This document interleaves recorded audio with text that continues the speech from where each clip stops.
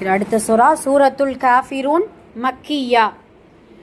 மக்கியா மதனியா சூரா அப்படிங்கிறதுக்கு நம்ம விளக்கம் கொடுத்தோமா? என்னது மக்கியா சூரா என்றால்? அப்படிதான் சொல்லக்கூடாது. எப்படி சொல்லணும்? ஹிஜ்ரத்திற்கு முன்னால் இறக்கியதெல்லாம் மக்கியா, ஹிஜ்ரத்துக்கு பின்னால் இறக்கியதெல்லாம் மதனியா. ஹிஜ்ரத்துக்கு அப்புறமும் மக்காவில் இறக்குனாலுமே அது என்ன சூரா? மதனியா சூரா தான். ஏன்னா ஹிஜ்ரத்துக்கு அப்புறம் இறக்குனது அது ஃபுல்லாமே. உங்களுக்கு புரியுதா? ஓகே. இப்போ உதாரணமாக இதா ஜான்னு எடுத்துக்கிறோமே, அதெல்லாம் பார்த்தீங்கன்னா மக்காவில் தான் இறக்கப்பட்டுச்சு. ஆனால் அது என்ன சூரா? அது மதனி சூரா. ஏன்னா ஹிஜ்ரத்திற்கு பின்னால் இறக்கப்பட்டதுனால மதனி சூரா. ஓகே, சரி. இந்த இடத்துல சூரத்துல் காஃபிரூன் மக்கியா, அப்போ ஹிஜ்ரத்திற்கு முன்னால் மக்காவில் இறக்கப்பட்ட சூரா. சரி, ஓகே, சொல்லுங்க. பிஸ்மில்லாஹிர் ரஹ்மானிர் ரஹீம். قل يا أيها الكافرون.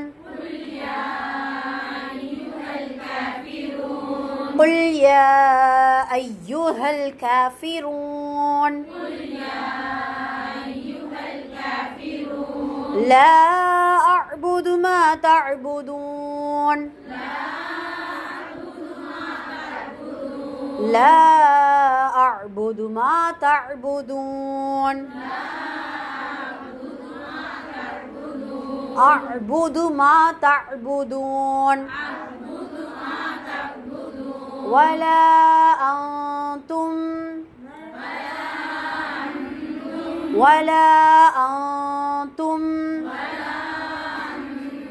عابدون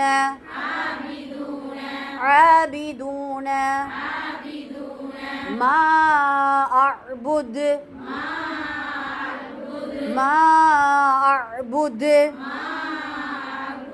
ولا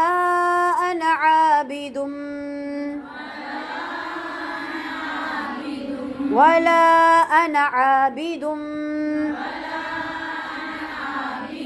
ما عبدتم ولا أنتم عابدون ما أعبد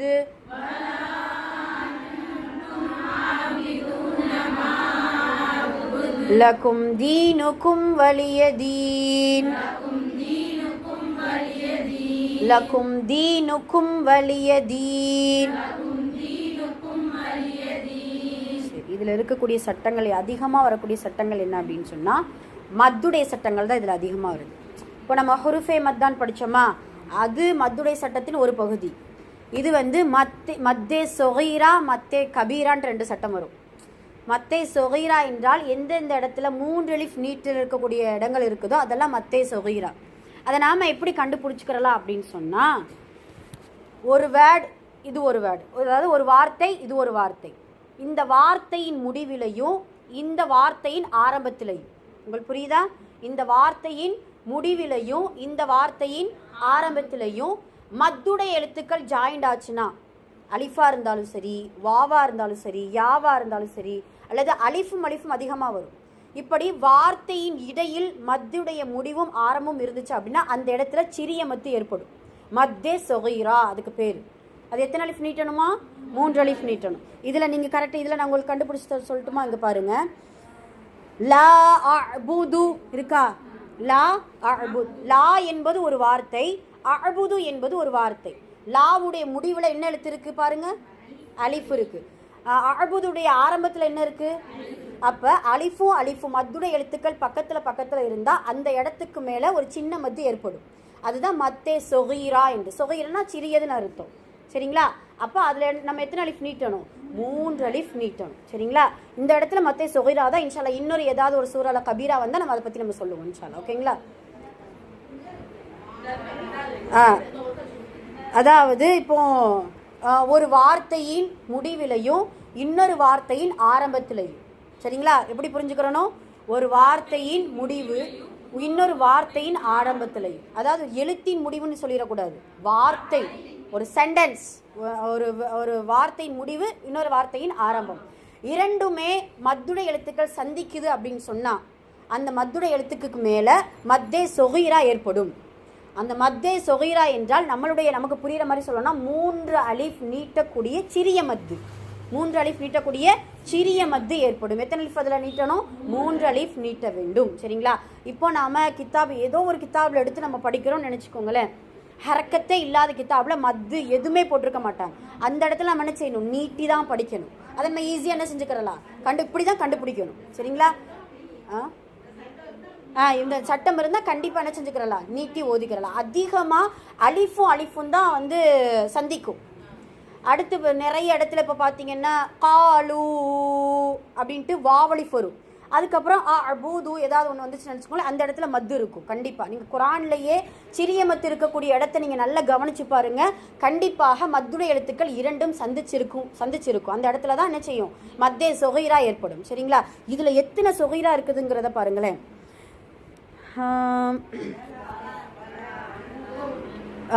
லா அபுதுல மத்தே சொகைரா இருக்குது. அப்புறம் வலா அன்தும்லையும் பார்த்தீங்களா? அலிஃபும் சந்திச்சதுனால என்ன வந்திருக்கு? மத்தே சொகைரா வந்திருக்கு. மா அபுதுலையும் என்ன செஞ்சிருக்கு? அலிஃபும் சந்திச்சிருக்கு. அப்புறம் வலா அனவுலையும் அலிஃபும் சந்திச்சிருக்கு. அப்புறம் வலா அன்தும்லையும் இருக்கு. அதே இதில் மா அபுதுலையும் இருக்கு. இப்போ இது எல்லாத்துக்கும் பேர் என்ன? மத்தே சொகைரா. அவ்வளவுதான். ஓகேங்களா? இதை நம்ம புரிஞ்சுக்கிறதுக்காகத்தான் சொன்னேன். இன்ஷா அல்லாஹ் இதனுடைய பாடங்களும் இன்ஷா அல்லாஹ் நம்ம படிக்கத்தான் போகிறோம். சரிங்களா? ஓகே ஹைர். சரி, குல் யா ஐயுஹல் காஃபிரூன். இந்த இடத்துல யா ஐயுஹல்ல மத்து வந்திருக்கு பார்த்தீங்களா? ஏன் அப்படின்னு சொன்னால், யா என்பது ஒரு வேர்டு தான், ஒரு கூப்பிடுறதுக்கு. அதாவது இன்னாரே ஓ அப்படின்னு தமிழில் சொல்லுவோம் இல்லையா? அப்படின்னு வருது இல்லையா? ஐயுங்கிறது ஒரு வேர்டு, யாங்கிறது ஒரு வேர்டு. யா என்றால் கடா மத்தா அங்கனக்குள்ளே இருக்குது. கடா மத்தான கடா ஜபர், அதில் அலிஃப் ஒளிஞ்சிருக்கு. அது ஐயூவில் இருக்கக்கூடிய அலிஃப். இப்போ ரெண்டும் இருக்கிறதுனால மத்து என்ன செஞ்சுருக்காங்க? இடத்துல உருவாயிருக்கு. சரிங்களா? ஓகே, இது புரிந்தலுக்களுக்காக தான் நம்ம சொன்னோம். இப்போ இந்த இடத்துல நம்ம கண்டிப்பாக 3 அலிஃப் நீட்டி ஓத வேண்டும். சரி, ஓதுங்க பார்க்கலாம்.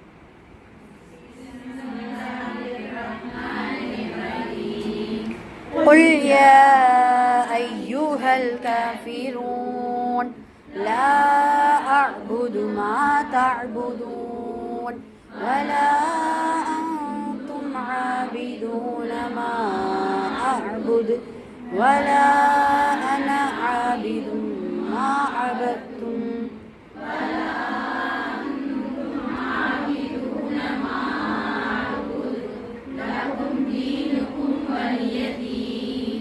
ஓகே, மாஷா அல்லாஹ். இந்த சூரா எல்லாருக்குமே பாடம்தான். இருந்தாலும் 2 முறை என்ன வந்திருக்குது? ஒரு வசனம் திரும்ப திரும்ப வந்திருக்கு. வலா அன்தும் ஆபிதூன மா அபுத் என்கின்ற வார்த்தை. இந்த சூறாவுடைய பின்னணிகள்லாம் நம்ம படிச்சிருக்கோம். இருந்தாலும் ஒரு சின்ன ரீகால் மாதிரி பார்த்துக்குருவோம். காஃபிரூன் என்றால் காஃபிர்கள், இறை நிராகரிப்பாளர்கள் அப்படிங்கிறது அதனுடைய அர்த்தம். இந்த சூறா எதனால் இறக்கப்படுது அப்படின்னு சொல்லும் பொழுது, நபி ஸல்லல்லாஹு அலைஹி வஸல்லம் அவர்களிடத்தில் மக்கத்து தலைவர்கள், அந்த குறைஷிகள் என்ன செய்கிறாங்க? சில சமாதான ஒப்பந்தத்திற்கு வராங்க. என்ன சமாதான ஒப்பந்தம்? நபி முஹம்மதே ஸல்லல்லாஹு அலைஹி வஸல்லம், நீங்கள் இறைவன் தான் ஒருவன், அல்லாஹத்தான் நீங்கள் வணங்கணும் அப்படின்ட்டு எங்கிட்ட சொல்லி வரீங்க இல்லையா? சரி, அதுக்கே உங்களுடைய இதுலக்கே நாங்கள் வர்றோம். நாங்கள் உங்களுடைய அல்லாஹோ 1 வருஷம் என்ன செஞ்சுக்கிறோம்? நாங்கள் வணங்கிக்கிறோம். எங்களுடைய சிலைகளை நீங்கள் என்ன செஞ்சுக்கோங்க? 1 வருஷம் நீங்கள் வணங்கிக்கோங்க அப்படின்னு சொல்லிட்டு, இது சமாதான ஒப்பந்தமாக நீங்கள் எடுத்துக்கோங்க அப்படின்னு சொல்லி நபி ஸல்லல்லாஹு அலைஹி வஸல்லம் அவர்களிடத்துலேருந்து வர்றாங்க. வரும்பொழுது தான் அல்லாஹ் தஆலா இந்த வசனத்தை இறக்குறான். இப்போ நாம் யோசிக்கலாம், சரி 1 வருஷம் தானே, ஏன்னா இது இஸ்லாத்தை வர்றதுக்கு இது ஒரு வாய்ப்பாக இருக்குமே, ரசூலுல்லாஹ் ஏன் ஒத்துக்கிறல அப்படின்னு சொன்னால், எப்பயுமே அல்லாஹ் தஆலா நம்மளுடைய உயிர் மூச்சு இருக்கிற வரைக்கும் இறைவன் ஒருவனை தவிர யாரையுமே நம்ம என்ன செய்யக்கூடாது?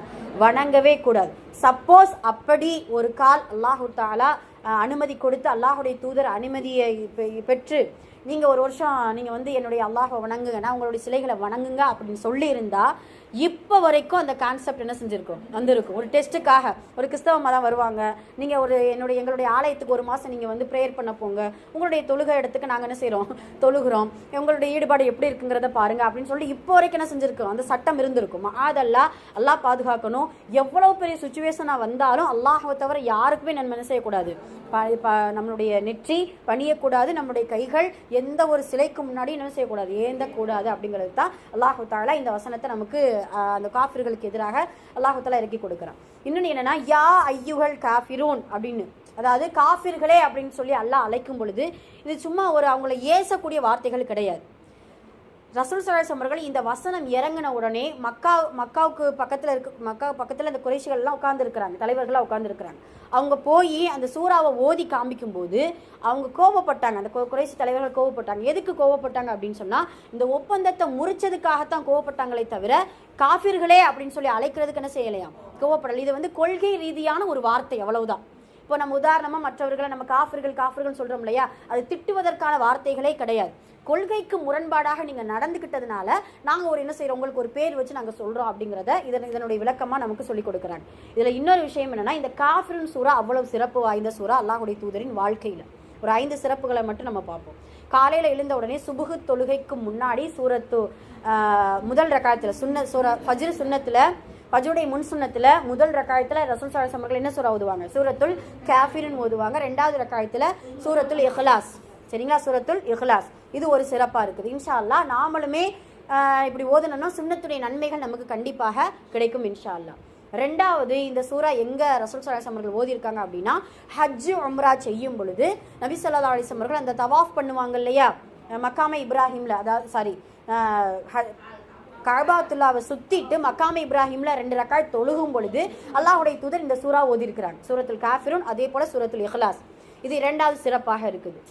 3வது சிறப்பு, இஷாவுக்கு பின்னால் வித்ரு தொழுகையில் நபி ஸல்லல்லாஹு அலைஹி வஸல்லம் அவர்கள் 2வது ரக்காயத்தில், முதல் ரக்காயத்தில் என்ன சூறா ஓதுவாங்க, சூரத்துல் அலா, சபீஸ்ம ரபிகள் அலா, சூரத்துல் அலாவையும், 2வது ரக்காயத்தில் சூரத்துல் காஃபிரூன், 3வது ரக்காயத்தில் சூரத்துல் இஹ்லாஸ். அப்போ இது 3வது சிறப்பாக இருக்குது. அதே போல் 4வது சிறப்பு என்ன அப்படின்னா, ரொம்ப முக்கியமானது. இந்த சூறாவை 4 முறை ஓதுனா ஒரு குர்ஆனை கத்தம் பண்ண நன்மை நமக்கு கிடைக்கும். எப்படி சூரத்துல் இஹ்லாஸை 3 முறை ஓதுனா குர்ஆன் முடித்த நன்மை நமக்கு கிடைக்குமோ, அதே போல் 4ல் ஒரு பகுதி அப்படின்ட்டு சூரத்துல் காஃபிரூனை நபி ஸல்லல்லாஹு அலைஹி வஸல்லம் அவர்கள் நமக்கு சொல்லிக் கொடுத்துருக்கிறாங்க. இது 4வது சிறப்பு.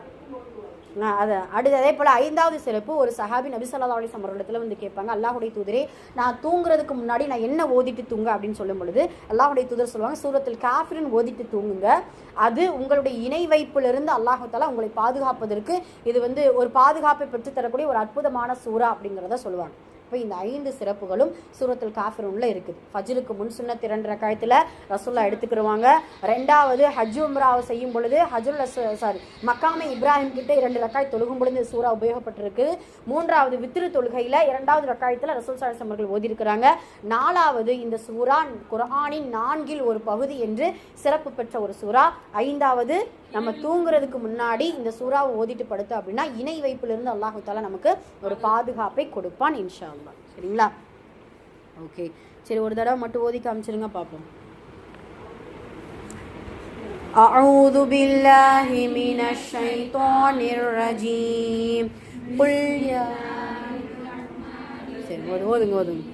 قل يا أيها الكافرون لا أعبد ما تعبدون ولا أنتم عابدون ما أعبد. عين உச்சரிப்பு இன்னும் கொஞ்சம். أعبد ولا أعبد ما عبدتم ولا أنتم عابدون ما أعبد لكم دينكم ولي دين. ما شاء الله. அதே போல் வலா அனா படிக்கணுமா அனா படிக்கணுமா அனா.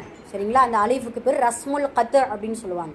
ரஸ்முல் கத்னா துண்டிக்கப்பட்ட ஒரு எழுத்து அப்படிங்கிறத அர்த்தம். அதை எந்த இடத்துல குர்ஆனில் வந்தாலும் அனாங்கிறத படிக்கவே கூடாது, அனங்கிறத தான் படிக்கணும். சரி.